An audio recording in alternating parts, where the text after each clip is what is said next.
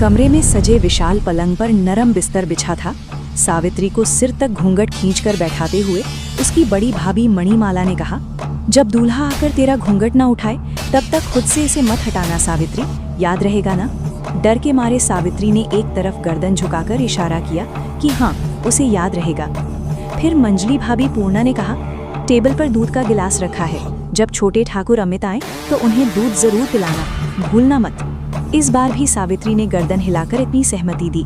उसका दिल जोर जोर से धड़क रहा था।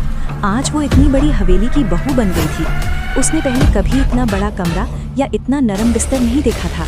जमींदार हवेली की खूबसूरती के बारे में उसने सिर्फ कहानियां सुनी थी, लेकिन आज वो खुद यहाँ की बहू थी। ये बात उसे किसी सपने जैसी लग रही थी।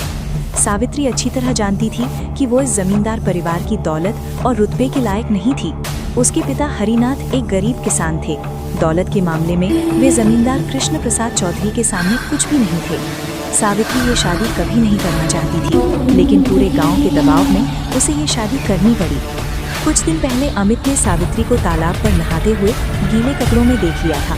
सावित्री का दमकता हुआ रूप देखकर उसकी नीयत खराब हो गई थी और उसने सबके सामने ही सावित्री की कमर पर हाथ लगाकर कहा था, आज रात मेरे बगीचे वाले घर आ जाना, मैं तुम्हें मोटी रकम दूंगा।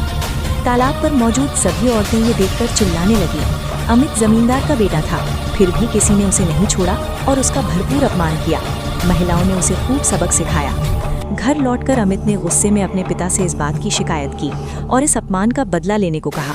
होशियार जमींदार कृष्ण प्रसाद चौधरी ने अपनी इज्जत बचाने और बेटे की गलती छिपाने के लिए एक सभा बुलाई और सबके सामने ऐलान किया, मेरे छोटे बेटे अमित ने जो किया वो गलत था। मैं इसके लिए आप सबसे माफ़ी चाहता हूँ।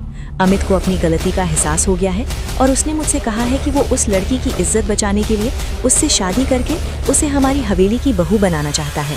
अगर आप लोगों को कोई एतराज़ ना हो तो मैं इस शादी का सारा इंतज़ाम भी करने के लिए तैयार हूँ।